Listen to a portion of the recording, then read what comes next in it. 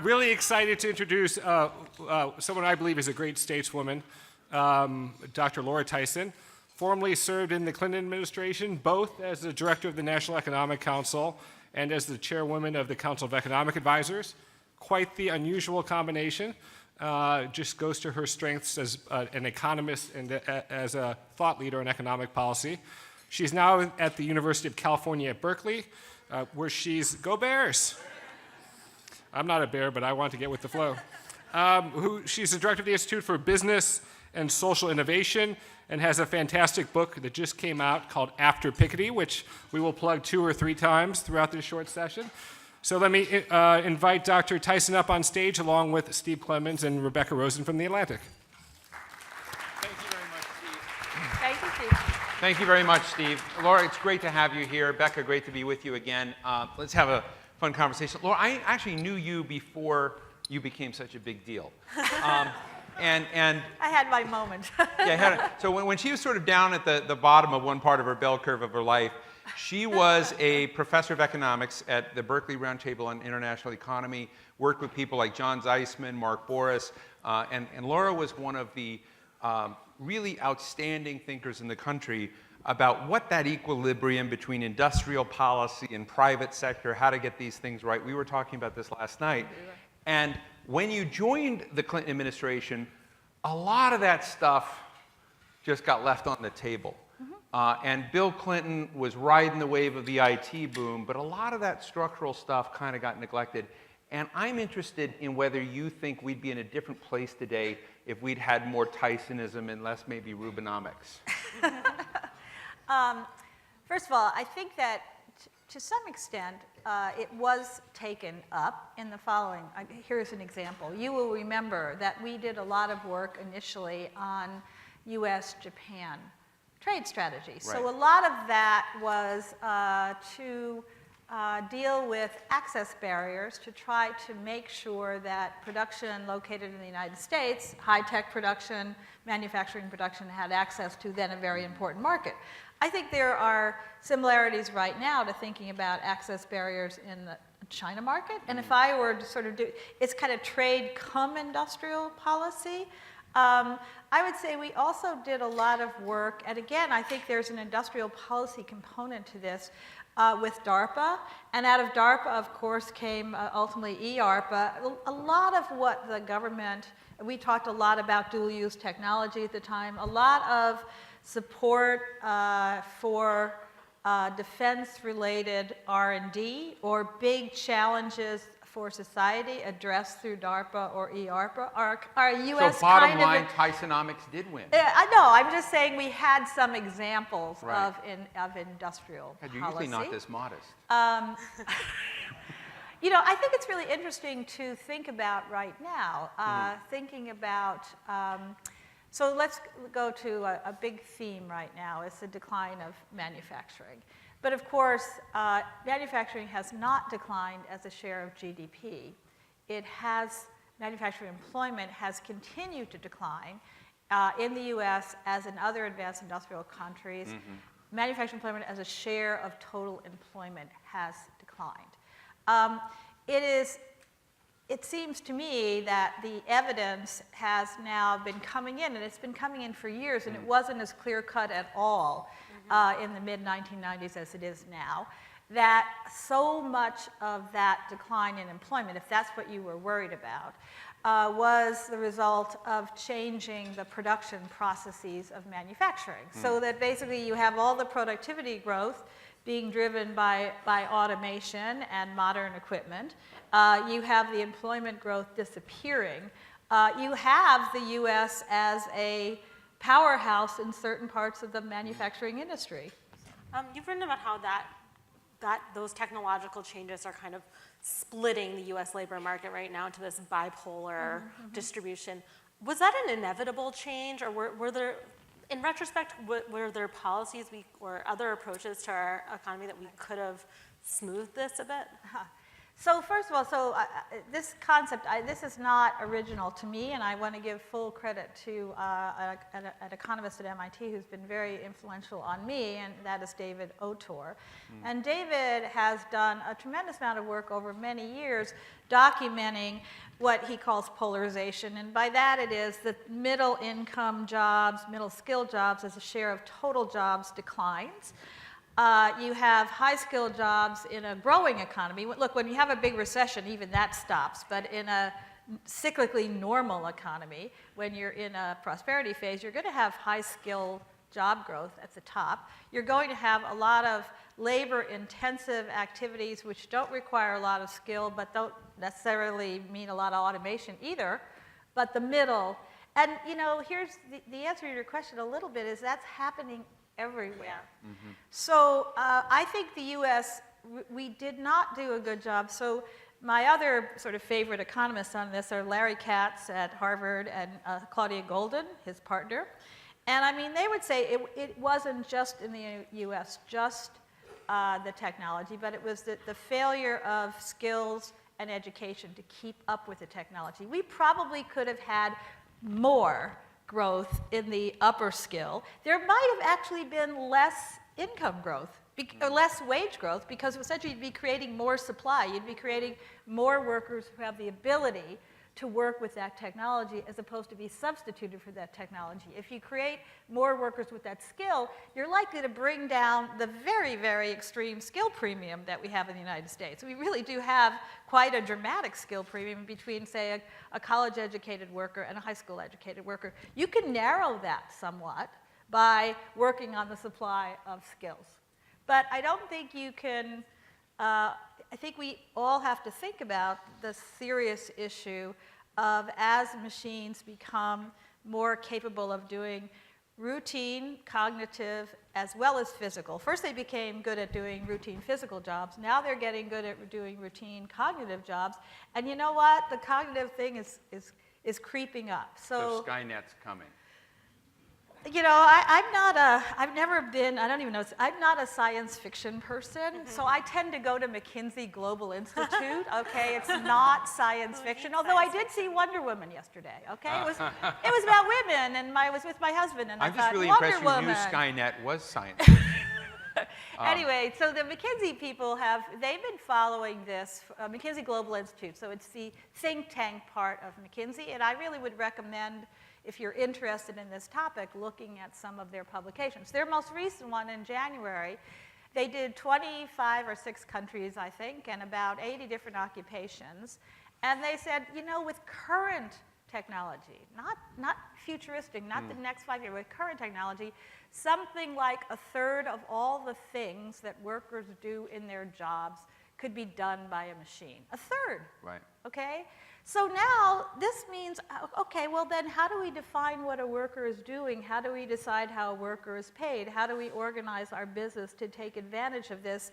And I think we don't have answers to those issues. We have a growing number of people who are independent workers. They're not working on standard employment contracts. They're working part-time in part because they are only needed part-time. The machine does other things. So the answer that some people say we need is a universal basic income platform. Do you support that? So some people say that, and I think we need to, since I think we need to start acting relatively speedily, I don't see how we get from here to there politically. I just, remember, there's one universal basic income project going on in the world, and it's going on right now in Kenya, and I think it's 22 cents a day. So basically, a universal basic income to make sense in the United States, what are we talking about here? Are we talking about $12,000? Are we talking about $15,000?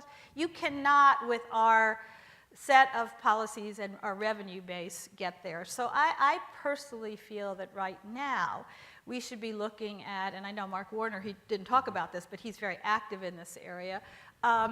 Let's think about systems which give workers portable, universal benefits that are prorated. So for example, if you end up in a part-time job, so then you could say what it should be, okay? Right away, you could say, all right, I like the idea of prorated, so you go into work 70% time, and your employer, and you're going to put some contribution in, your employer's going to put some contribution in, then you may go work for somebody else. So prorated, universal, that is everybody working has access. And portable, you get to, it goes with the worker. It doesn't say with the employer in any way. Then you could start to say, okay, well, which benefits? Okay, now clearly if we had a universal or a single payer healthcare system or an individual insurance market that actually worked, then we'd have a societal sort of, we'd have a societal provision of healthcare, and then you could talk about what support should either come from the company or the government. But if we don't have that, yeah, health is going to be pretty crucial to that. Pension opportunities are going to be pretty crucial to that. And I actually think education and training should be crucial to that. But the basic idea here is we built a lot of our social policies on an era where jobs were the norm. We did. And we tied all these benefits to the Exactly. idea of a job. And at some level, we have to decouple them. We have to at least refigure them. In some case, so what I was sort of thinking is, okay, let's keep it with work. There are two different debates here, okay? One is if you want to keep it with work, but the form of work is changing. Right. So that's why you need a new system. So some people said maybe we have individual security accounts for every single person, and when they're working for someone in some capacity, they make a contribution, and the hirer, I won't call him an employer, it's hard to, let's call him an employer, makes a contribution. So that would be a concept. Right. That's one way to do it. That is different from the notion of suppose we just end up with a whole bunch of people unemployed because of the technology.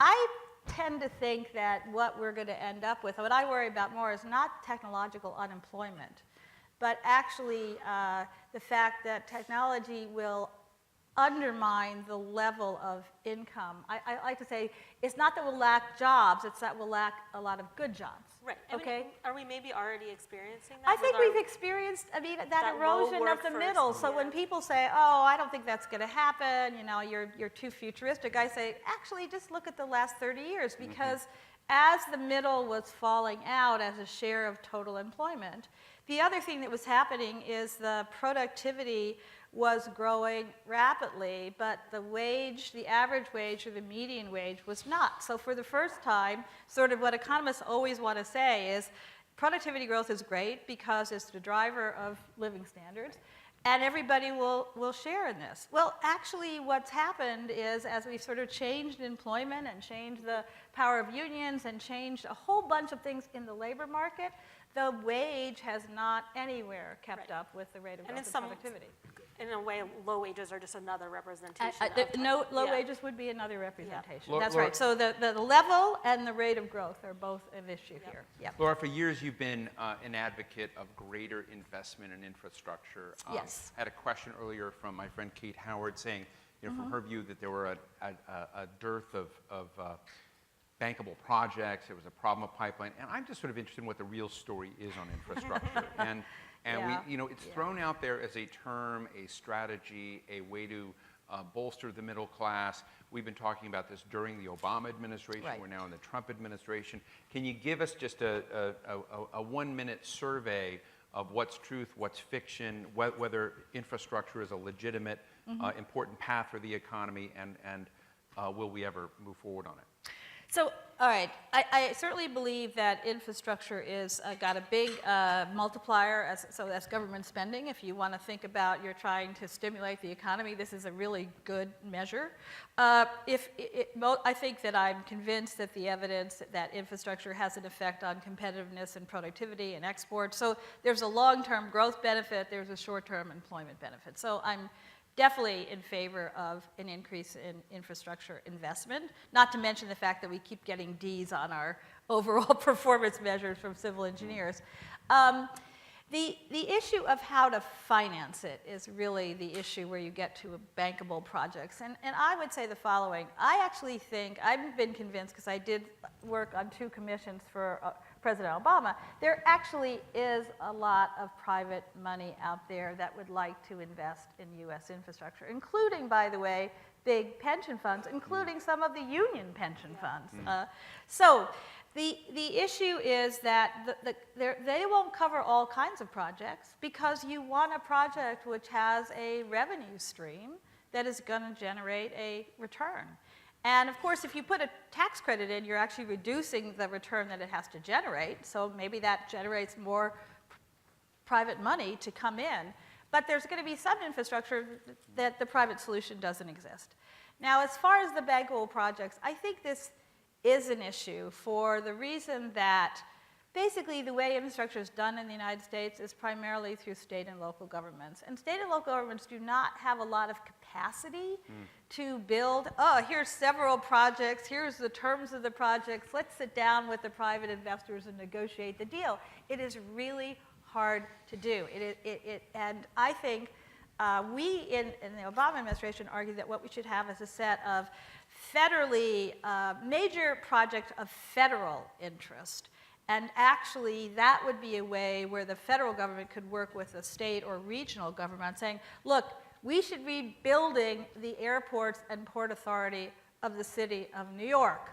Okay, this is a national issue. It's not just a New York issue. So this is a federal project. The federal government has the capacity to actually work on the deals with the private sector. Isn't one of the challenges going to be, though, that, I mean, we're seeing, we were talking about this in our last session, this kind of split economy geographically with some areas of really dynamic growth and some areas of real stagnation.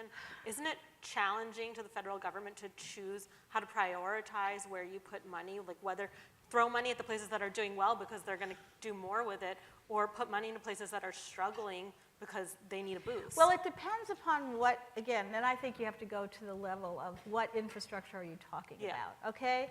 If you're talking about waterways, which is actually one of the ones that the Trump administration talked about, there's lots of benefits to waterway infrastructure that I think are spread out pretty evenly across the country, okay? Whereas if you're talking about, I mentioned Port Authority, as a major, or the ports of California, where major amounts of trade is going in and out. So they have a national role to play that is much beyond their state and regional. But I think that you could, there are projects on the important to-do list of infrastructure that are not all in the big urban centers of the United States. There really are. So the thing that's amazing to me and just frustrating, really frustrating, is there at the level of state and local governments and at the level of bipartisan, you know, you go to any bipartisan, the owners, the businesses and workers agree on the need for infrastructure. The Democrats and the Republicans agree on the need for infrastructure. The states agree on the need for infrastructure.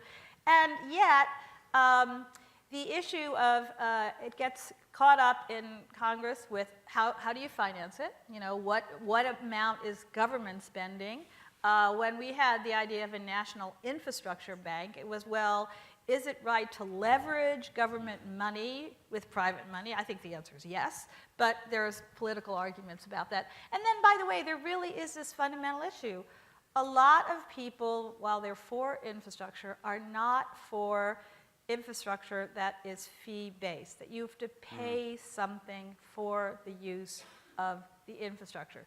We should not have, gas taxes really don't work. There should be a fee based on the use of the infrastructure. That's the right solution. But then you get into the political morass. So, Laura, my DC intelligence network has reported back to me that they saw you at the Hay Adams Hotel having lunch with Gary Cohn, whom we'd invited here today, and he was hosting all the national economic advisors who had served previous presidents.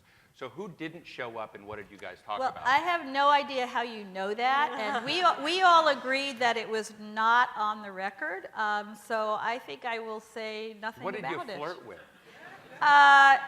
Who didn't show? I really, you have to get your sources to give more. I actually do believe in the desirability of having off-the-record discussions. So why would I make that public? Okay, well, anyway, in our just last minute, you have participated in a volume that's just come out in kind of response to sort of thinking about Thomas Piketty. Yes. I'd love to hear, just give us a 1-minute synopsis of your slug at at plate, and what you thought is important to raise with regards to Piketty, his contributions, and changing the terms of the economic debate.